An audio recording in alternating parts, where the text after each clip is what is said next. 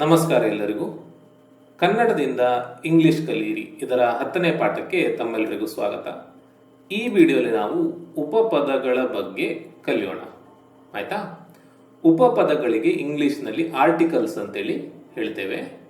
ಈ ಆರ್ಟಿಕಲ್ಸ್ ಅಲ್ಲಿ ಎರಡು ರೀತಿ. ಒಂದು ಇಂಡೆಫಿನೆಟ್ ಆರ್ಟಿಕಲ್ಸ್, ಮತ್ತೊಂದು ಡೆಫಿನೆಟ್ ಆರ್ಟಿಕಲ್. ಇಂಡೆಫಿನೆಟ್ ಆರ್ಟಿಕಲ್ಸಿಗೆ ಅನಿರ್ದಿಷ್ಟ ಉಪಪದಗಳು ಅಂತೇಳಿ ಹೇಳ್ತೇವೆ. ಡೆಫಿನೆಟ್ ಆರ್ಟಿಕಲ್ಗೆ ನಿರ್ದಿಷ್ಟ ಉಪಪದ ಅಂತೇಳಿ ಹೇಳ್ತೇವೆ. ಆಯ್ತಾ? ಈ ಇಂಡೆಫಿನೆಟ್ ಆರ್ಟಿಕಲ್ಸ್ ನಲ್ಲಿ ಎರಡು ಬರ್ತವೆ, ಒಂದು ಎ ಒಂದು ಆನ್. ಡೆಫಿನೆಟ್ ಆರ್ಟಿಕಲ್ ಅಲ್ಲಿ ದಿ ಬರ್ತದೆ. ಸರಿನಾ? ಈಗ ಇವುಗಳ ಬಗ್ಗೆ ಕಲಿಯುವ ಮೊದಲು ನಾನು ನಿಮಗೆ ಒಂದಷ್ಟು ವಿಷಯಗಳನ್ನು ಹೇಳಿಕೊಂಡು ಅದನ್ನು ಹೇಳಿ ಮತ್ತೆ ಇವುಗಳ ಬಗ್ಗೆ ಹೇಳ್ತೇನೆ. ಆಯ್ತಾ? ಇವುಗಳನ್ನು ಕಲಿಯುವ ಮೊದಲು ನಮಗೆ ಸ್ವರಗಳು ಹಾಗೂ ವ್ಯಂಜನಗಳು ಯಾವುವು ಅಂತ ಗೊತ್ತಿರಬೇಕು. ಆಯ್ತಾ? ಇಲ್ಲಿ ಮೊದಲಿಗೆ ನಾನು ಕನ್ನಡದ ಬಗ್ಗೆ ಹೇಳ್ತೇನೆ, ಮತ್ತೆ ಇಂಗ್ಲಿಷ್ನ ಬಗ್ಗೆ ಹೇಳ್ತೇನೆ. ಆಯ್ತಾ? ಕನ್ನಡದ ಸ್ವರಗಳು ಅ ಆ ಇ ಈ ಉ ಊ ಎ ಐ ಓ ಔ ಇವೆಲ್ಲ. ಆಯ್ತಾ? ಸ್ವರಗಳಿಗೆ ಇಂಗ್ಲಿಷ್ನಲ್ಲಿ ವವೆಲ್ಸ್ ಅಂತೇಳಿ ಹೇಳ್ತೇವೆ. ನೆಕ್ಸ್ಟ್ ಕನ್ನಡದ ವ್ಯಂಜನಗಳು ಕ ಖ ಗ ಘ ಇಂದ ಯ ರ ಲ ವ ಶ ಸ ಹ ಳ ತನಕ ಇದಾವಲ್ಲ, ಅವೆಲ್ಲ ವ್ಯಂಜನಗಳು. ವ್ಯಂಜನಗಳಿಗೆ ಇಂಗ್ಲಿಷ್ನಲ್ಲಿ ಕಾನ್ಸನೆಂಟ್ಸ್ ಅಂತೇಳಿ ಹೇಳ್ತೇವೆ. ಕಾನ್ಸನೆಂಟ್ಸ್. ಆಯ್ತಾ? ಸ್ವರಗಳಿಗೆ ವೊವೆಲ್ಸ್, ವ್ಯಂಜನಗಳಿಗೆ ಕಾನ್ಸನೆಂಟ್ಸ್. ಈಗ ಕನ್ನಡದಲ್ಲಿ ಹೇಗೆ ವೊವೆಲ್ಸ್ ಹಾಗೂ ಕಾನ್ಸನೆಂಟ್ಸ್ ಇದ್ದಾವೋ ಇಂಗ್ಲಿಷ್ನಲ್ಲಿಯೇ ಹಾಗೆಯೇ ವೊವೆಲ್ಸ್ ಹಾಗೂ ಕಾನ್ಸನೆಂಟ್ಸ್ ಇದ್ದಾವೆ. ಸರಿನಾ? ಇಂಗ್ಲಿಷ್ನ vowels A E I O U, ಈ 5 ಅಕ್ಷರಗಳು A E I O U. ಆಯ್ತಾ? ಈ 5 ಅಕ್ಷರಗಳನ್ನು ಬಿಟ್ಟು ಉಳಿದೆಲ್ಲ ಅಕ್ಷರಗಳು ವ್ಯಂಜನಗಳು, ಕಾನ್ಸನೆಂಟ್ಸ್. ಸರಿನಾ? ಈಗ ನಿಮಗೆ ಇದು ಗೊತ್ತಿರಬೇಕಾಗ್ತದೆ, ಯಾವುದು ಕನ್ನಡದ ಸ್ವರಗಳು, ಯಾವುದು ಕನ್ನಡದ ವ್ಯಂಜನಗಳು, ಯಾವುದು ಇಂಗ್ಲಿಷ್ನ ಸ್ವರಗಳು, ಯಾವುದು ಇಂಗ್ಲಿಷ್ನ ವ್ಯಂಜನಗಳು ಅಂತ ಗೊತ್ತಿದ್ರೆ ನಿಮಗೆ ಆರ್ಟಿಕಲ್ಸ್ ಕಲಿಯುವುದು ತುಂಬಾ ಸುಲಭ. ಅರ್ಥ ಆಯ್ತಾ?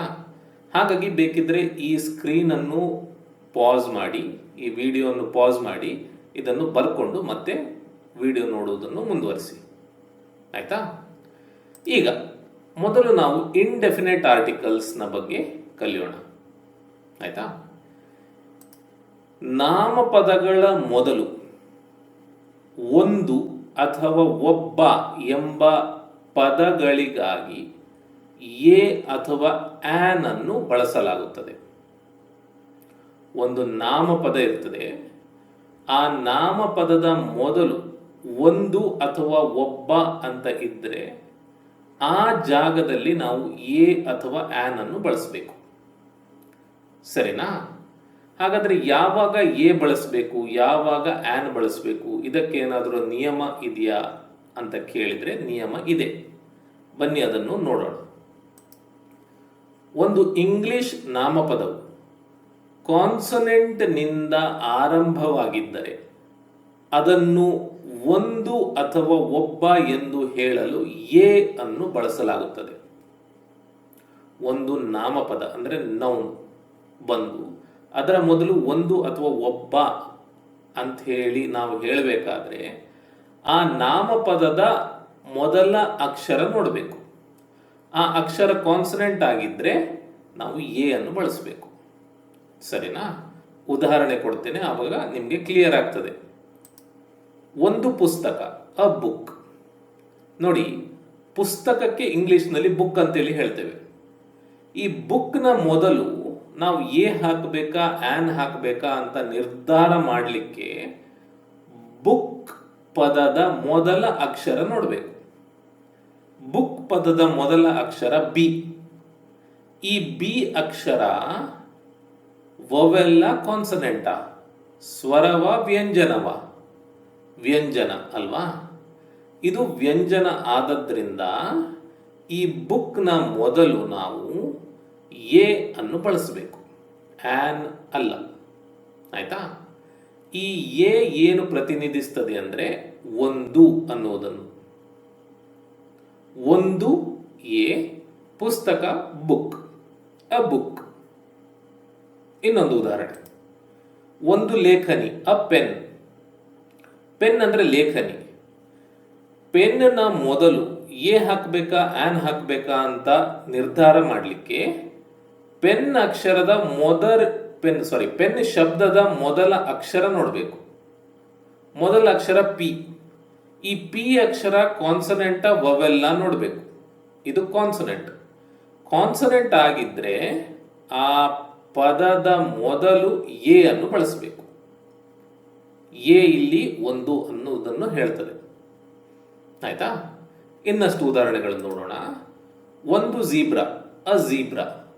ಝೆಡ್ ಇಲ್ಲಿ ಕಾನ್ಸನೆಂಟ್, ಅದಕ್ಕೆ ಎ. ಒಂದು ಕಾಮನ ಬಿಲ್ಲು, ಅ ರೈನ್ಬೋ. ಇಲ್ಲಿ ಆರ್ ಅಕ್ಷರ ಕಾನ್ಸನೆಂಟ್, ಅದಕ್ಕೆ ಎ ಬಳಸಿದ್ದೇವೆ. ಒಬ್ಬ ಹೆಂಗಸು ಅಥವಾ ಒಬ್ಬಳು ಹೆಂಗಸು, ಅ ವುಮನ್. ಇಲ್ಲಿ ಡಬ್ಲ್ಯೂ ಅಕ್ಷರ ಕಾನ್ಸನೆಂಟ್, ಅದಕ್ಕೆ ಎ ಅನ್ನು ಬಳಸಿದ್ದೇವೆ. ಸರಿನಾ? ಸೊ ಇದು ಎ ಅಕ್ಷರವನ್ನು ಬಳಸಲಿಕ್ಕೆ ಇರುವಂತಹ ನಿಯಮ. ಇನ್ನು ಆನ್ ಅಕ್ಷರ ಬಳಸಲಿಕ್ಕಿರುವ ನಿಯಮ ನೋಡೋಣ. ಒಂದು ಇಂಗ್ಲಿಷ್ ನಾಮಪದವು ವವೆಲ್ ಅಥವಾ ಸ್ವರದಿಂದ ಆರಂಭವಾಗಿದ್ದರೆ ಅದನ್ನು ಒಂದು ಅಥವಾ ಒಬ್ಬ ಎಂದು ಹೇಳಲು ಆನ್ ಅನ್ನು ಬಳಸಲಾಗುತ್ತದೆ. ಆಯ್ತಾ? ಈಗ ಒಂದು ನಾಮಪದ ಇದ್ದು ಅದರ ಮೊದಲು ಎ ಹಾಕಬೇಕಾ ಆನ್ ಹಾಕಬೇಕಾ ಅಂತ ನಿರ್ಧಾರ ಮಾಡಲಿಕ್ಕೆ ನಾಮಪದದ ಮೊದಲ ಅಕ್ಷರ ನೋಡಬೇಕು. ಆ ಮೊದಲ ಅಕ್ಷರ ವವೆಲ್ ಆಗಿದ್ದರೆ, ಸ್ವರವಾಗಿದ್ದರೆ ಆನ್ ಅನ್ನು ಅದರ ಮೊದಲು ಬಳಸಬೇಕು ಅಷ್ಟೇ. ಆಯ್ತಾ? ಬನ್ನಿ ಉದಾಹರಣೆಯನ್ನು ನೋಡೋಣ. ಒಂದು ವಿಮಾನ, ಆನ್ ಏರ್ಪ್ಲೇನ್. ಇಲ್ಲಿ ಏರ್ಪ್ಲೇನ್ ಅಂದರೆ ವಿಮಾನ, ಇದು ನಾಮಪದ. ಇದರ ಮೊದಲ ಅಕ್ಷರ ಎ. ಎ ಅಕ್ಷರ ವವೆಲ್, ಸ್ವರ ಅಲ್ವಾ? ಇದು ಸ್ವರ ಆದದ್ರಿಂದ ಇದರ ಮೊದಲು ನಾವು ಆನ್ ಅನ್ನು ಬಳಸಬೇಕಾಗ್ತದೆ. ಆನ್ ಅಂದ್ರೆ ಇಲ್ಲಿ ಒಂದು ಅಂತ. ಆಯ್ತಾ? ನಾವು ಇಲ್ಲಿ ಆನ್ ಬಳಸೋ ಬದಲು ಎ ಬಳಸಿದ್ರೆ ತಪ್ಪು. ಏರ್ಪ್ಲೇನ್ ಅಂತ ಹೇಳಿದ್ರೆ ತಪ್ಪು. ಆಯ್ತಾ? ಎ ಬಳಸುವಲ್ಲಿ ಆನ್ ಬಳಸಿದ್ರೆ, ಆನ್ ಬಳಸುವಲ್ಲಿ ಎ ಬಳಸಿದ್ರೆ ತಪ್ಪು. ಸರಿನಾ? ಇನ್ನೊಂದು ಉದಾಹರಣೆ. ಒಂದು ಆನೆ, ಆನ್ ಎಲಿಫೆಂಟ್. ಇಲ್ಲಿ ಈ ಅಕ್ಷರ ಸ್ವರ, ಅದಕ್ಕೆ ಇದರ ಮೊದಲು ಆನ್ ಅನ್ನು ಬಳಸಿದ್ದೇವೆ. ಒಂದು ice cream, on ice cream. ಇಲ್ಲಿ ಐ ಅಕ್ಷರ ಸ್ವರ, ಅದಕ್ಕೆ ಇದರ ಮೊದಲು ಆನ್ ಅನ್ನು ಬಳಸಿದ್ದೇವೆ. ಒಂದು ಆಕ್ಟೋಪಸ್, ಆನ್ ಆಕ್ಟೋಪಸ್. ಇಲ್ಲಿ ಓ ಅಕ್ಷರ ಸ್ವರ, ಅದಕ್ಕೆ ಆನ್ ಬಳಸಿದ್ದೇವೆ. ಒಂದು ಕೊಡೆ ಅಥವಾ ಛತ್ರಿ, ಆನ್ ಅಂಬ್ರೆಲ್ಲಾ. ಇಲ್ಲಿ ಯು ಅಕ್ಷರ ಸ್ವರ, ಅದಕ್ಕೆ ಆನ್ ಅನ್ನು ಬಳಸಿದ್ದೇವೆ. ಸರಿನಾ? ಈಗ ನಾನು ನಿಮಗೊಂದು ಟ್ರಿಕ್ ಹೇಳಿಕೊಡ್ತೇನೆ. ಎ ಹಾಕಬೇಕಾ ಆನ್ ಹಾಕಬೇಕಾ ಅಂತ ನಿರ್ಧಾರ ಮಾಡಲಿಕ್ಕೆ. ಸರಿನಾ? ಬನ್ನಿ ಆ ಟ್ರಿಕ್ ಅನ್ನು ನೋಡೋಣ. ಇಲ್ಲಿ ಮ್ಯಾನ್ ಅನ್ನುವ ಪದ ಉಂಟು.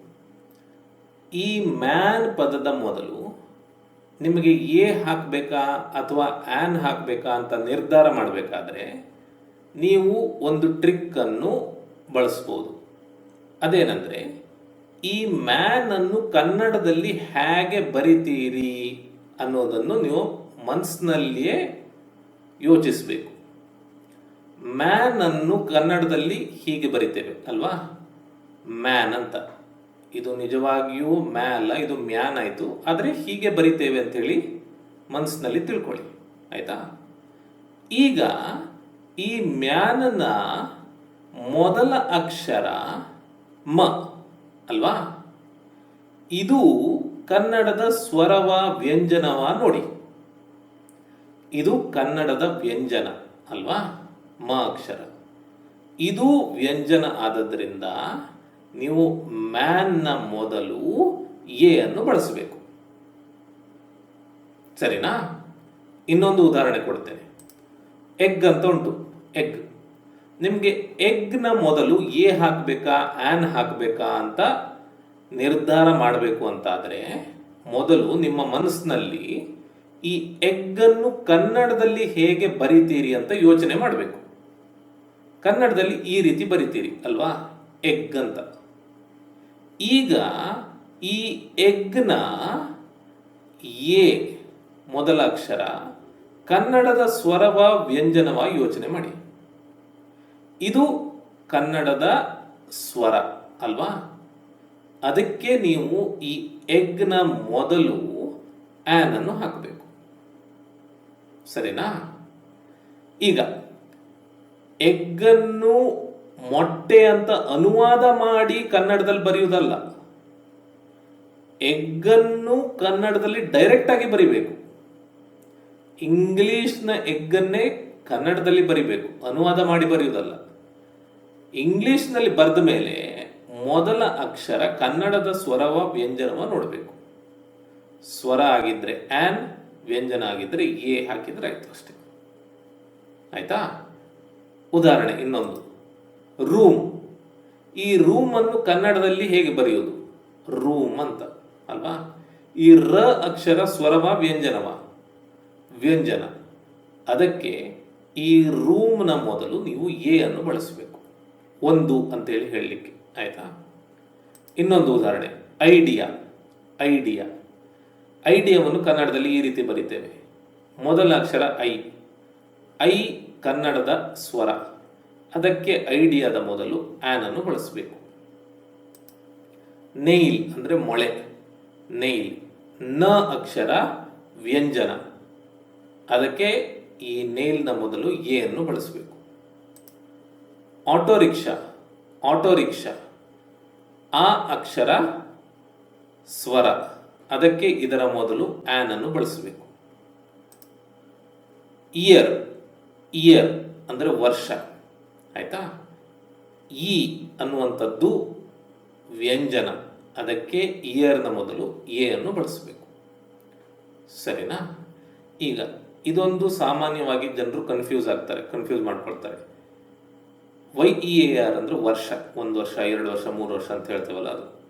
ಇದನ್ನು ಈ ಅಕ್ಷರದಿಂದ ಶುರು ಮಾಡೋದಲ್ಲ, I ಇಯರ್ ಅಲ್ಲ ಅದು, ಅದನ್ನು ಇಯರ್ ಅಂತ ಹೇಳೋದು. ಆಯ್ತಾ? ಉಚ್ಚಾರ ಇಯರ್, ಇಯರ್, ಅದನ್ನು ಹೀಗೆ ಉಚ್ಚಾರ ಮಾಡೋದು. ಅದಕ್ಕೆ ಇಲ್ಲಿ ಬರೆದಿದ್ದೇನೆ. ಆಯ್ತಾ? ಹಾಗೂ ಇದನ್ನು ನಾವು ವ್ಯಂಜನ ಅಂತ ತಗೊಳ್ತೇವೆ, ಇದರ ಮೊದಲು ಎ ಅನ್ನು ಬಳಸ್ತೇವೆ. ಸೊ ನೀವು ಎ ಇಯರ್ ಅಂತ ಹೇಳಬೇಕು, ಆನ್ ಇಯರ್ ಅಂತ ಹೇಳಬಾರದು. ಅರ್ಥ ಆಯ್ತಾ? ಈಗ ಈ ನಿಯಮವನ್ನು, ಈ ಟ್ರಿಕ್ ಅನ್ನು ನೀವು ನೆನ್ಪಿಟ್ಕೊಂಡ್ರೆ ಯಾವಾಗಲೂ ತಪ್ಪಾಗ್ಲಿಕ್ಕೆ ಸಾಧ್ಯ ಇಲ್ಲ. ಇದು ಯಾಕೆ ಹೇಳ್ತಿದ್ದೇನೆ ಅಂದ್ರೆ, ಕೆಲವೊಮ್ಮೆ ಇಂಗ್ಲಿಷ್ನಲ್ಲಿ ನಿಮಗೆ ಕನ್ಫ್ಯೂಸ್ ಆಗ್ತದೆ, ಎ ಬಳಸಬೇಕಾ ಆನ್ ಬಳಸಬೇಕಾ ಅಂತ ಸಂದರ್ಭದಲ್ಲಿ ನಿಮಗೆ ಈ ಟ್ರಿಕ್ ಹೆಲ್ಪ್ ಆಗ್ತದೆ. ಹಾಗಾದ್ರೆ ಯಾವಾಗ ಕನ್ಫ್ಯೂಸ್ ಆಗ್ತದೆ ಅದನ್ನು ನೋಡೋಣ. ಈಗ ಕೆಲವೊಮ್ಮೆ ವೊವೆಲ್ನಿಂದ ಪದ ಆರಂಭವಾಗಿದ್ದರೂ ಉಚ್ಚಾರದಲ್ಲಿ ಕಾನ್ಸನೆಂಟ್ನ ಧ್ವನಿ ಕೇಳಿ ಬರುತ್ತದೆ. ಉದಾಹರಣೆಗೆ, ಒಂದು ವಿಶ್ವವಿದ್ಯಾನಿಲಯ ಅಂತ ಉಂಟು. ಇದನ್ನು ಇಂಗ್ಲಿಷ್ನಲ್ಲಿ ಎ ಯೂನಿವರ್ಸಿಟಿ ಅಂತೇಳಿ ಹೇಳ್ತೇವೆ. ಆಯ್ತಾ? ಯೂನಿವರ್ಸಿಟಿ ಅಂದರೆ ವಿಶ್ವವಿದ್ಯಾನಿಲಯ.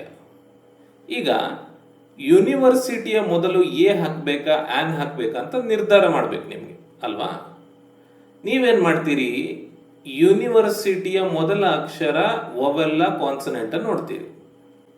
ಇಲ್ಲಿ ಯು ಅಕ್ಷರ ವೊವೆಲ್ ಅಲ್ವಾ, ಅದಕ್ಕೆ ಇದರ ಮೊದಲು ಆನ್ ಬಳಸಬೇಕು ಅಂತ ನೀವು ಯೋಚನೆ ಮಾಡ್ತೀರಿ ಅಲ್ವಾ. ಆದ್ರೆ ಹಾಗೆ ಮಾಡಿದ್ರೆ ತಪ್ಪಾಗ್ತದೆ. ಇಲ್ಲಿ ಯು ಅಕ್ಷರದಿಂದ ಶುರುವಾಗಿದ್ರೂ ಕೂಡ ಇದನ್ನು ಉಚ್ಚಾರ ಮಾಡುವಾಗ ಕಾನ್ಸನೆಂಟ್ನ ಧ್ವನಿ ಕೇಳಿ ಬರ್ತದೆ. ಆವಾಗ ನಾನು ನಿಮಗೆ ಹೇಳಿಕೊಟ್ಟಂತಹ ಟ್ರಿಕ್ ಉಪಯೋಗಕ್ಕೆ ಬರ್ತದೆ. ಟ್ರಿಕ್ ಏನು? ಇದನ್ನು ಕನ್ನಡದಲ್ಲಿ ಹೇಗೆ ಬರೀತೀರಿ ಅಂತ ಯೋಚನೆ ಮಾಡೋದು ಅಲ್ವಾ. ಯೂನಿವರ್ಸಿಟಿ ಅಂತ ಬರೀತೀರಿ ಅಲ್ವಾ. ಈಗ ನೋಡಿ, ಈ ಯು ಕನ್ನಡದ ಸ್ವರವ ವ್ಯಂಜನವ? ಕನ್ನಡದ ವ್ಯಂಜನ ಅಲ್ವಾ. ವ್ಯಂಜನ ಆಗಿದ್ರೆ ನೀವು ಇದರ ಮೊದಲು ಎ ಅನ್ನು ಬಳಸಬೇಕು. ಅರ್ಥ ಆಯ್ತಾ? ಯು ಅಕ್ಷರದಿಂದ ಶುರುವಾಗಿದ್ರೂ ಕೂಡ ಇದರ ಮೊದಲು ಎ ಅನ್ನು ಬಳಸ್ತೇವೆ. ಯಾಕಂದ್ರೆ ಇದರ ಧ್ವನಿ ಉಂಟಲ್ಲ, ಇದು ಕಾನ್ಸನೆಂಟ್ನ ಧ್ವನಿ. ಇನ್ನೊಂದು ಉದಾಹರಣೆ, ಒಂದು ಮೂತ್ರದಾನಿ, ಅ ಯೂರಿನಲ್. ಈಗ ಯೂರಿನಲ್ ಯು ಅಕ್ಷರದಿಂದ ಶುರುವಾಗಿದೆ. ಲೆಕ್ಕದ ಪ್ರಕಾರ ಇದರ ಮೊದಲು ಆನ್ ಅನ್ನು ಬಳಸಬೇಕು, ನಿಯಮದ ಪ್ರಕಾರ ಅಲ್ವಾ. ಆದರೆ ಹಾಗೆ ಹಾಕಿದರೆ ತಪ್ಪಾಗ್ತದೆ. ಅದಕ್ಕೆ ನೀವೇನು ಮಾಡಬೇಕಂದ್ರೆ, ಈ ಯೂರಿನಲ್ಲನ್ನು ಇಂಗ್ಲಿಷ್ನಲ್ಲಿ ಹೇಗೆ ಬರಿತೀರಿ ಅಂತ ಯೋಚನೆ ಮಾಡಿ. ಈ ರೀತಿ ಬರಿತೀರಿ ಅಲ್ವಾ. ಮೊದಲ ಅಕ್ಷರ ಯು, ಇದು ಕನ್ನಡದ ವ್ಯಂಜನ. ಅದಕ್ಕೆ ಈ ಯೂರಿನಲ್ನ ಮೊದಲು ಎ ಅಕ್ಷರವನ್ನು ಬಳಸಬೇಕು. ಇದು ಯಾಕೆ? ಯಾಕಂದ್ರೆ ವೊವೆಲ್ನಿಂದ ಶುರುವಾಗಿದ್ರೂ ಕೂಡ ಇದರ ಧ್ವನಿ ಕಾನ್ಸನೆಂಟ್ನದು. ಸರಿನಾ? ಇನ್ನೊಂದು ಉದಾಹರಣೆ, ಒಬ್ಬ ಯುರೋಪಿಯನ್, ಅ ಯುರೋಪಿಯನ್. ಇಲ್ಲಿ ಯುರೋಪಿಯನ್ ಈ ಅಕ್ಷರದಿಂದ ಶುರುವಾಗಿದೆ ಅಲ್ವಾ. ಇಂಗ್ಲಿಷ್ ನಿಯಮದ ಪ್ರಕಾರ ಈ ವೊವೆಲ್, ಹಾಗಾಗಿ ಇದರ ಮೊದಲು ಆನ್ ಬಳಸಬೇಕು ಅಲ್ವಾ. ಆದರೆ ಹಾಗೆ ಬಳಸಿದರೆ ತಪ್ಪಾಗ್ತದೆ. ಯಾಕಂದರೆ ಇದರ ಉಚ್ಚಾರಣೆ ಏನು? ಕಾನ್ಸನೆಂಟ್ನದ್ದು. ಅದಕ್ಕೆ ಒಂದು ಉಪಾಯ ನೀವೇನು ಮಾಡ್ಬೋದಂದರೆ, ಇದನ್ನು ಇಂಗ್ಲೀಷ್ನಲ್ಲಿ ಈ ಇಂಗ್ಲೀಷ್ನ ಪದ ಕನ್ನಡದಲ್ಲಿ ಹೇಗೆ ಬರಿತೀರಿ ಅಂತ ಯೋಚನೆ ಮಾಡಬೇಕು. ಯು ಇಂದ ಶುರುವಾಗ್ತದೆ ಅಂತ ಗೊತ್ತಾಗ್ತದೆ. ಯು ವ್ಯಂಜನ, ಹಾಗಾಗಿ ಎ ಅನ್ನು ಬಳಸಬೇಕು ಅಷ್ಟೇ. ಎ ಯುರೋಪಿಯನ್, ಈ ರೀತಿ. ಅರ್ಥ ಆಯ್ತಾ? ಸೊ ನಾನೀಗ ಹೇಳಿಕೊಟ್ಟಂತಹ ಟ್ರಿಕ್ ನಿಮಗೆ ಇಲ್ಲಿ ಉಪಯೋಗಕ್ಕೆ ಬರ್ತದೆ. ಸರಿನಾ? ಸರಿ. ನೆಕ್ಸ್ಟ್, ಕೆಲವೊಮ್ಮೆ ಕೆಲವು ಸ್ವರಗಳನ್ನು ಎಚ್ ಅಕ್ಷರವು ಪ್ರತಿನಿಧಿಸ್ತದೆ. ಉದಾಹರಣೆಗೆ 1 ಗಂಟೆ ಅಂತೇಳಿ ನಾವು ಹೇಳಲಿಕ್ಕೆ ಇಂಗ್ಲಿಷ್ನಲ್ಲಿ ಆನ್ ಅವರ್ ಅಂತೇಳಿ ಹೇಳ್ತೇವೆ ನೋಡಿ. HOUR ಅಲ್ಲ ಅದು, ಆಯ್ತಾ. HOUR ನಾವು HOUR ಅಂತ ಹೇಳಬಾರ್ದು, ಅದು HOUR. ಹಾಗೂ ಈ ಪದದಲ್ಲಿ ಈ ಮೊದಲ ಅಕ್ಷರ ಎಚ್ ಅನ್ನುವಂಥದ್ದು ಸೈಲೆಂಟ್ ಅಕ್ಷರ, ಅಂದ್ರೆ ಇದನ್ನು ಉಚ್ಚಾರ ಮಾಡಲಿಕ್ಕಿಲ್ಲ. ಇದನ್ನು ಬಿಟ್ಟು ಉಚ್ಚಾರ ಮಾಡಬೇಕು. ಮಾಡಿದಾಗ ಏನಾಗ್ತದೆ? ಅವರ್ ಆಗ್ತದೆ. ಅವರ್, ಆಯ್ತಾ. ಈ ಅವರ್ ಉಂಟಲ್ಲ, ಅ ಅಕ್ಷರದಿಂದ ಶುರುವಾಗಿದೆ. ಹಾಗಾಗಿ ಇದರ ಮೊದಲು ಆನ್ ಅನ್ನು ಬಳಸಬೇಕು ನೋಡಿ. ಹೆಚ್ ಅಕ್ಷರದಿಂದ ಶುರುವಾಗಿದ್ರೂ ಕೂಡ ಈ ಹೆಚ್ಚನ್ನು ನಾವು ಉಚ್ಚಾರ ಮಾಡೋದಿಲ್ಲ. ನಾವು ಹೆಚ್ಚ್ ಅಂತಾನೆ ಹೇಳ್ತೇವೆ ಅಲ್ವಾ, ಹೆಚ್ಚು ಕಡಿಮೆ ಹೆಚ್ಚ್ ಅಂತೇಳಿ ಹೇಳ್ತೇವೆ. ಆದರೆ ಇದರ ನಿಜವಾದ ಉಚ್ಚಾರಣೆ ಎಚ್. ಈ ಎಚ್ ಅಕ್ಷರವನ್ನು ನಾವು ಉಚ್ಚಾರ ಮಾಡೋದಿಲ್ಲ.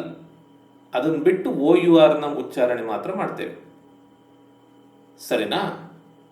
ಇದು OUR ಇರುವುದರಿಂದ, ಅವರ್ ಆಗಿದ್ರಿಂದ, ಇದು ಹವರ್ ಅಲ್ಲ, ಇದು ಅವರ್ ಆಗಿದ್ರಿಂದ ಇದರ ಮೊದಲು ಆನ್ ಅನ್ನು ಬಳಸಬೇಕು.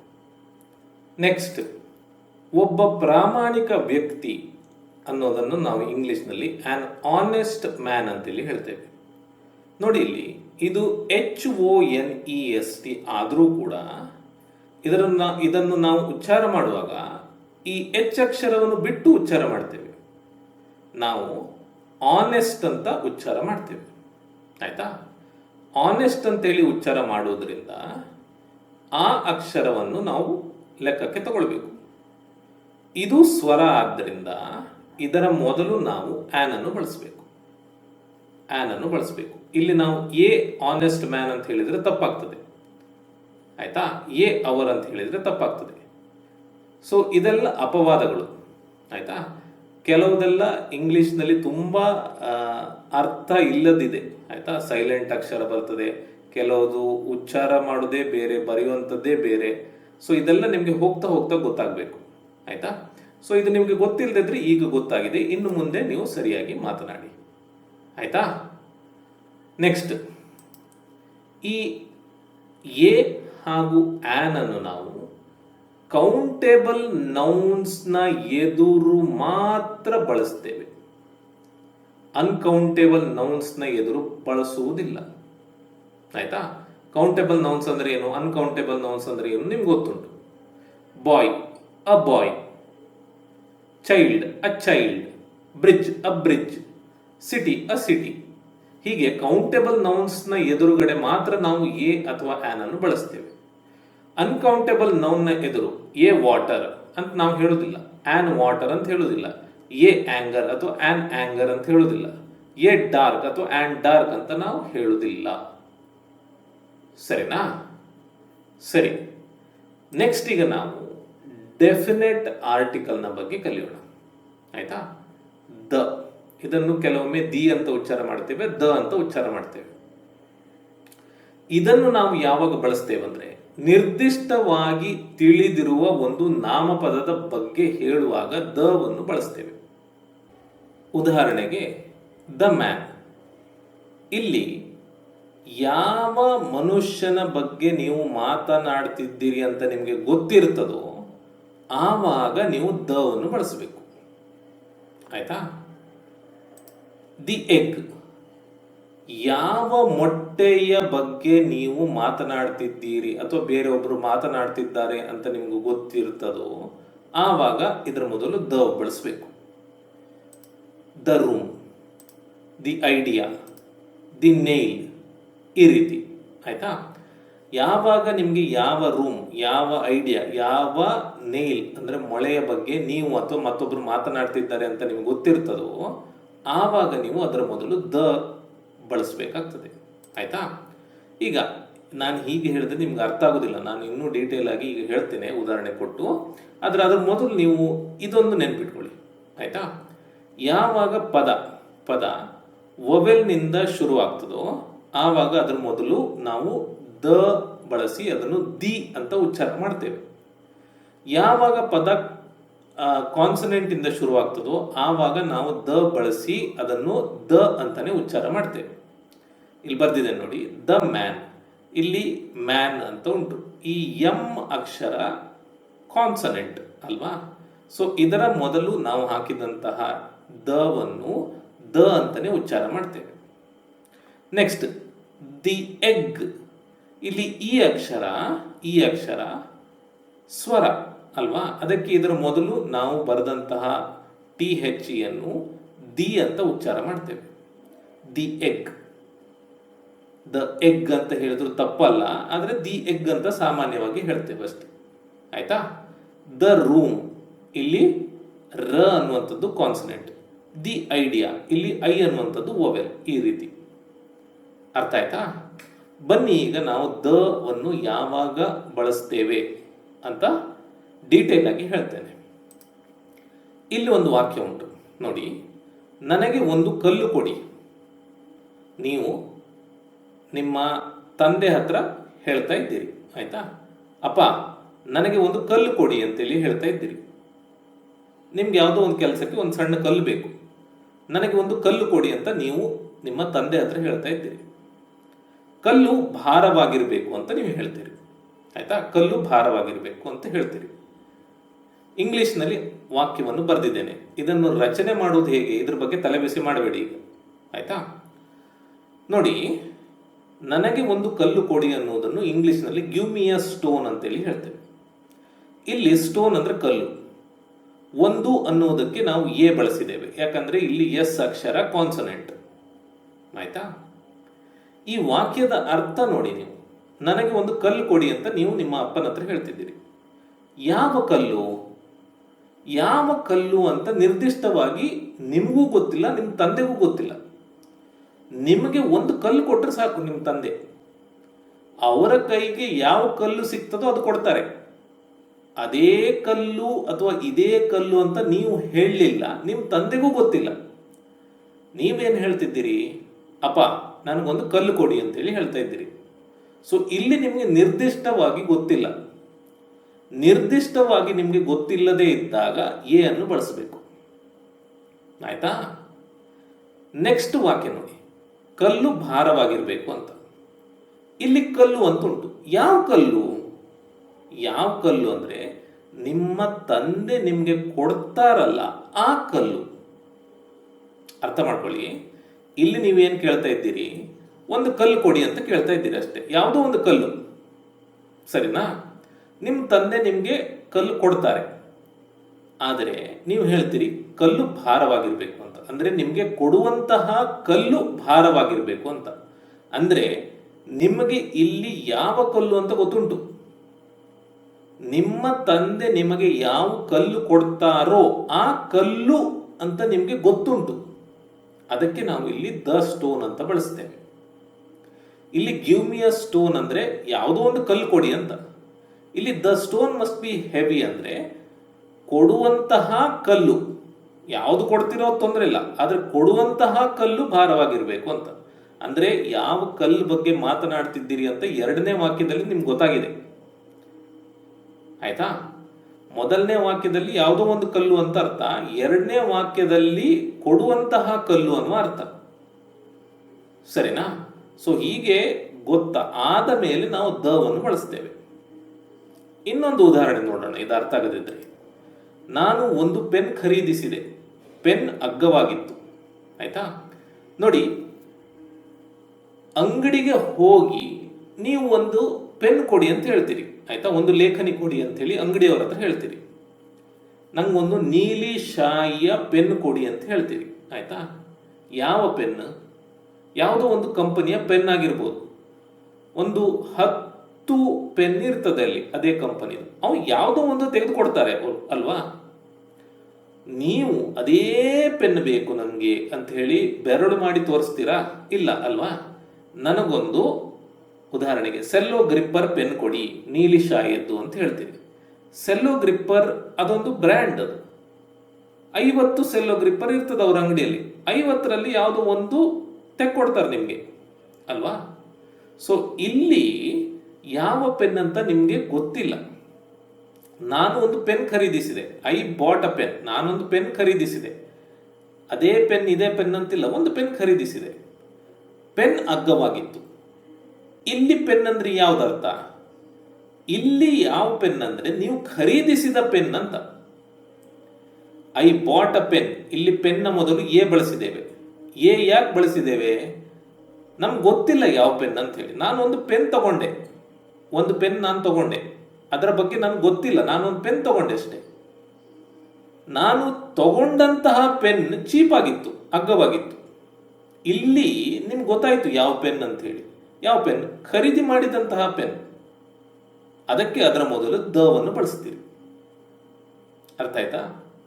ಇನ್ನೊಂದು ಉದಾಹರಣೆ ಕೊಡ್ತೀನಿ. ನಾನು ಒಂದು ಮೀನು ತಿಂದೆ, ಮೀನು ರುಚಿಯಾಗಿತ್ತು.